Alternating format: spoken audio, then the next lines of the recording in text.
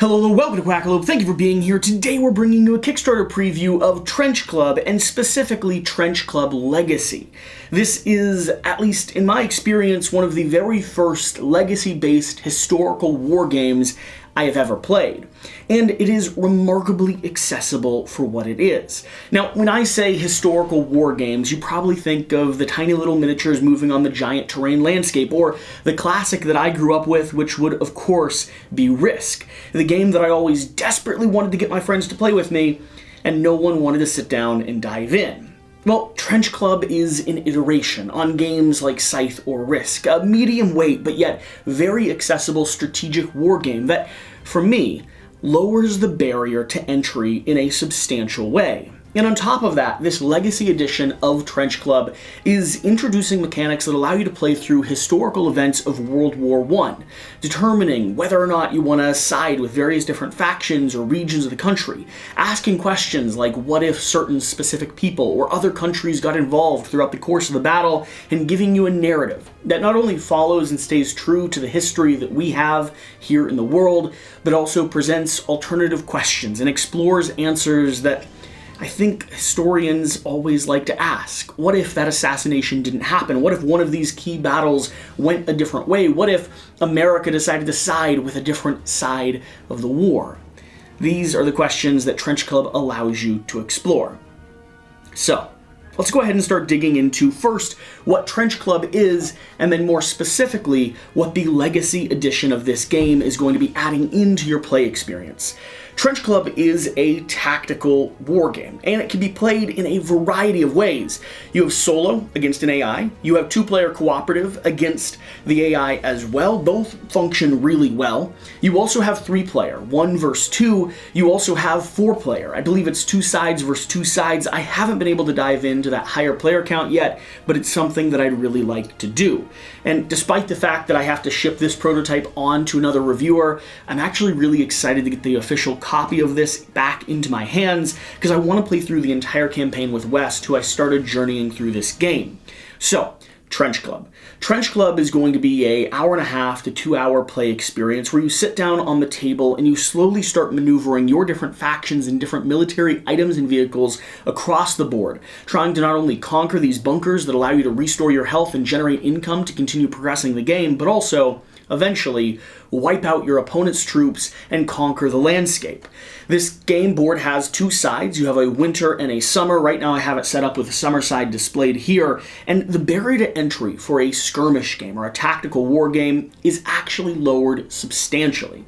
You see, you're going to be using a dice rolling system that always has an iteration, as long as you're in perfect health, of 12 dice being rolled, and then cuts down from there, introducing more and more randomness with you when you have less health and less factions available to fight.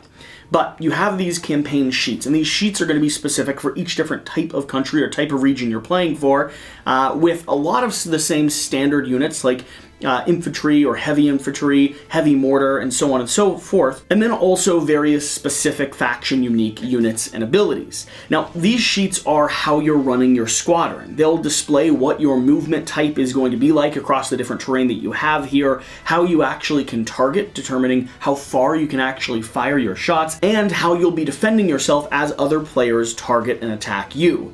The core structure or flow of the game is going to deal with you deploying your troops across the board, then doing all of your movement actions, slowly shifting across the landscape with different movement speeds depending on not only the unit you're using, but also the terrain you're moving for, then declaring what attacks you're going to make, identifying different squadrons that can reach different units, declaring openly those attacks that are going to happen, and then resolving the attack phase of the game. The attack phase of the game will deal with looking at this little chart here to see exactly how wounded or healthy your units are, and to see if you have any adjacency or surrounded bonuses that'll mix in additional die. Then when you resolve an attack, you'll be rolling your die and looking for the specific number of hits you get. Now, each unit on their sheet here will show, depending on the level of experience they have, how many numbers they need below to hit. So like the howitzer here is going to hit on a 3 or lower until it's level 2 with experience from connecting hits on other units. Then it'll hit on a 5, and then when it's really experienced, which is hard to get to, it's going to hit on a 7.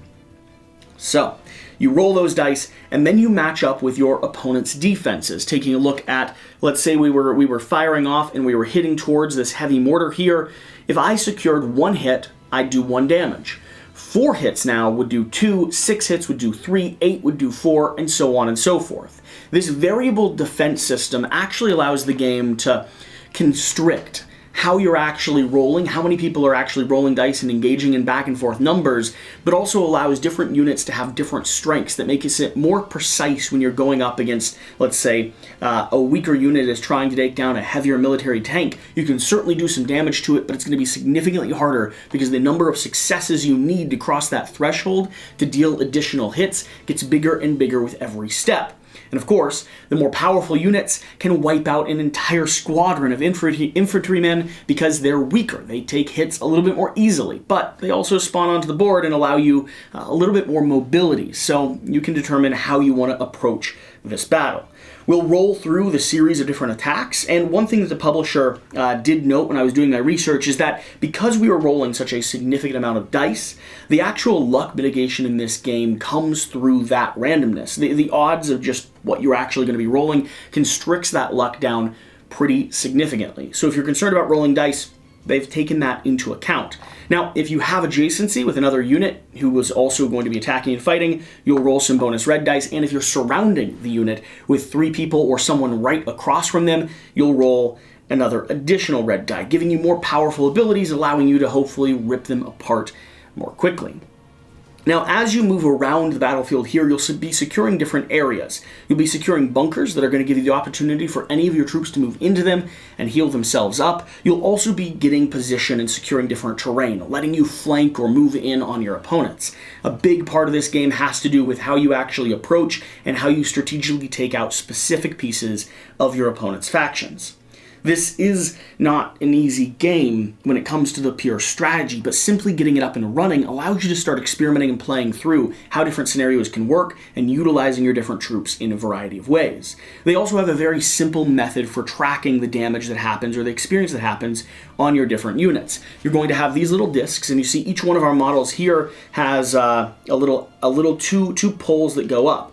So for every damage you take, you'll toss on a little gray plip, and once you reach 6, you're going to be knocked off the board, which is exactly how many this can hold. And the other side of that is going to be your experience. You'll start off with a few of these little white plips, and then you'll move up to yellow and red. But each one of these plips is going to be indicative of the damage that you've been able to deal to an opponent. Every time you score a successful hit, meaning you're engaged in combat, you're going to slowly start upgrading yourself. Getting a few of your troops up to a more powerful or more secure position when it comes to their experience level can also be a big swing in this game. You do not want to be going up against a high-leveled or a high-experienced troop if you can help it.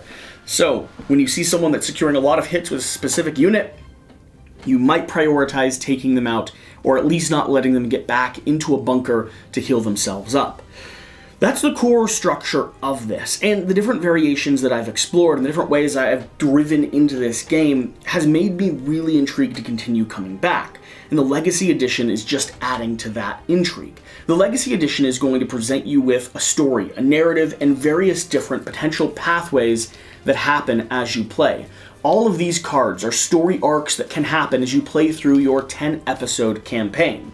Now, don't worry, this can be the Legacy-style game where you rip up cards and destroy components, but it can also be a Legacy-style game where you actually save everything and have a refresh pack or a unlock everything pack at the very end that allows you to set up custom scenarios and just utilize all of the cool new stuff that they've added into Trench Club.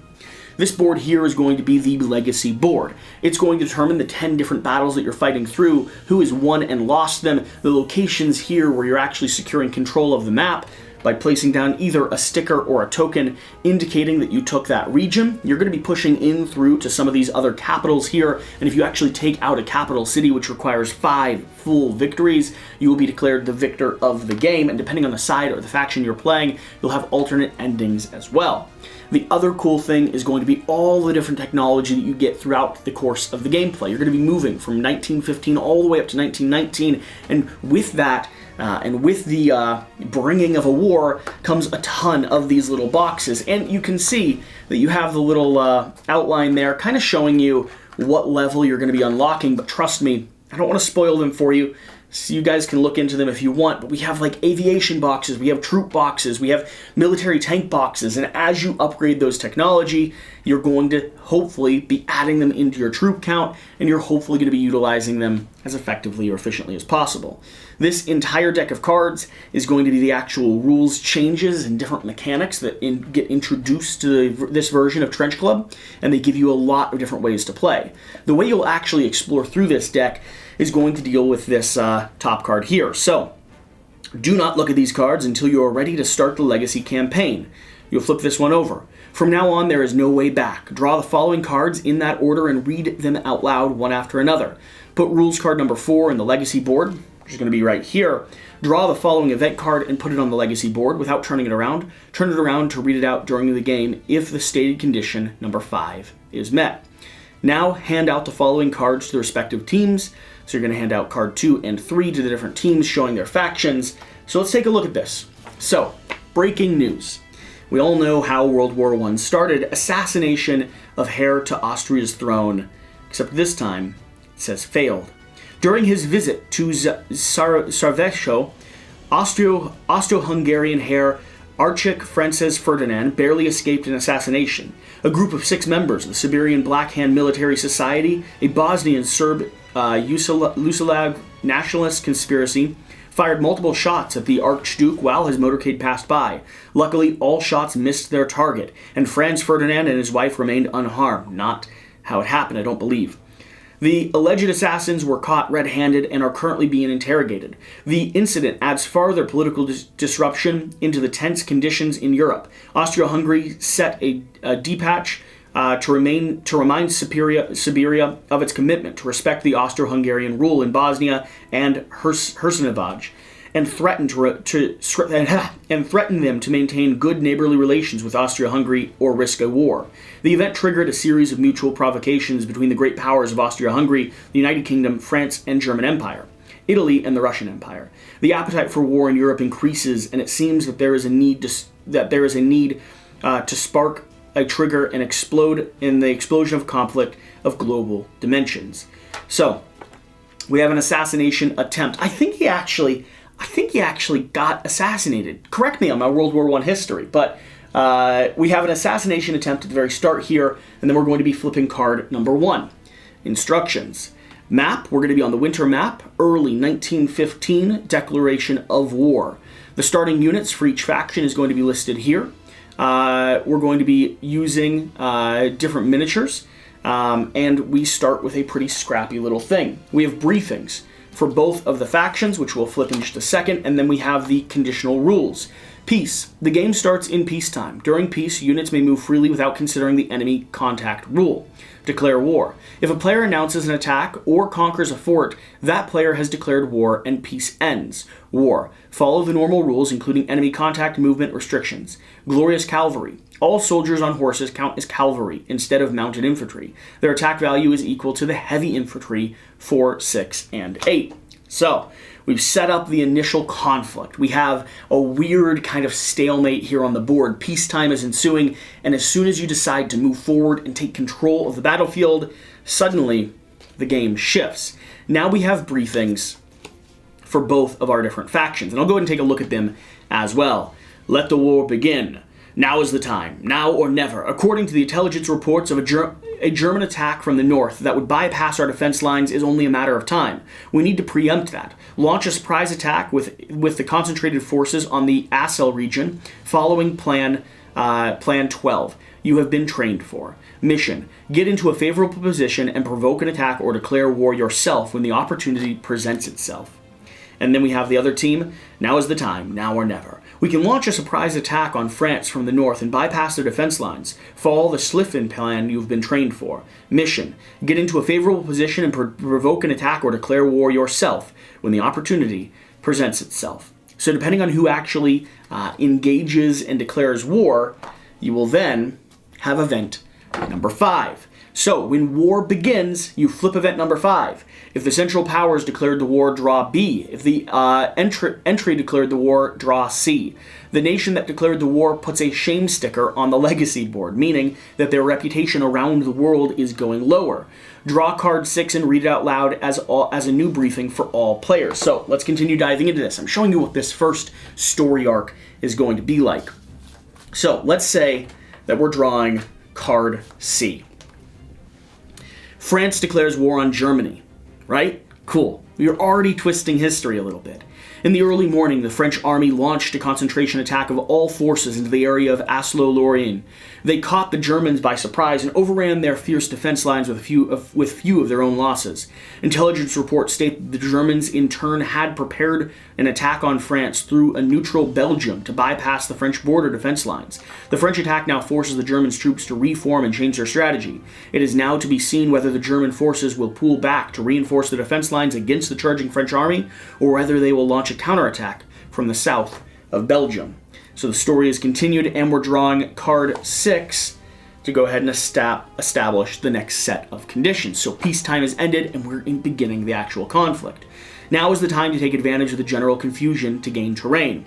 Play 4 full rounds. Use the start markers to count the rounds, to conquer as many forts as possible. Whoever owns the most forts at the end of the 4th round wins the first battle. A full round counts when all players move all 3 of their armies. After the battle, if the Central Powers won, D. If the entry won, E. Reminder, the winner puts his country flag on the legacy board. Pool card number 7. The next battle starts with card 12. I'm not going to dive into any more of this. I feel like I've set up the premise of what's happening here.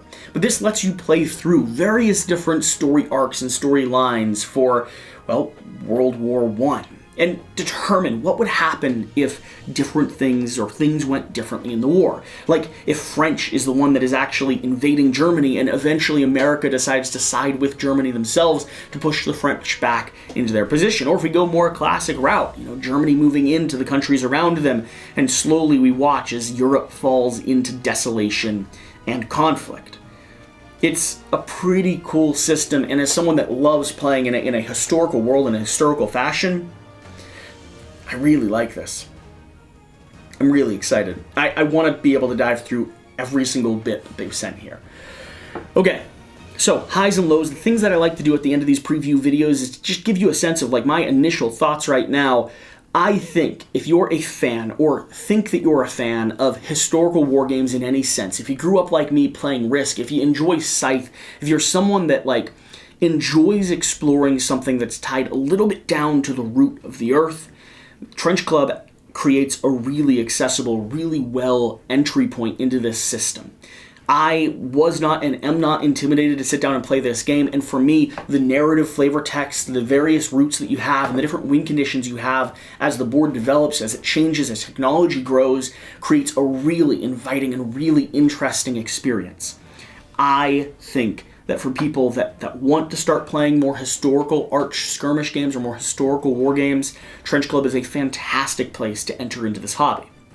Outside of that, if you're already an experienced wargamer, Trench Club is not only a good entry tool for players, but I don't know of other historical war games that are approaching this legacy system like this. Correct me if I'm wrong, and I'm sure there are probably other ones out there. I know Risk Legacy was one of the very original back in the day, but I like what Trench Club is doing here a lot, and from my experience, it's the first that I have driven into that has a legacy system, that carries with it new technology, that upgrades and changes the map, that has different win conditions, that really do change the narrative puzzle and change the different determinations or the different victory conditions as you play through each skirmish. I think it's done really, really well, and for the historical wargamers out there, I think you're absolutely going to fall in love with this.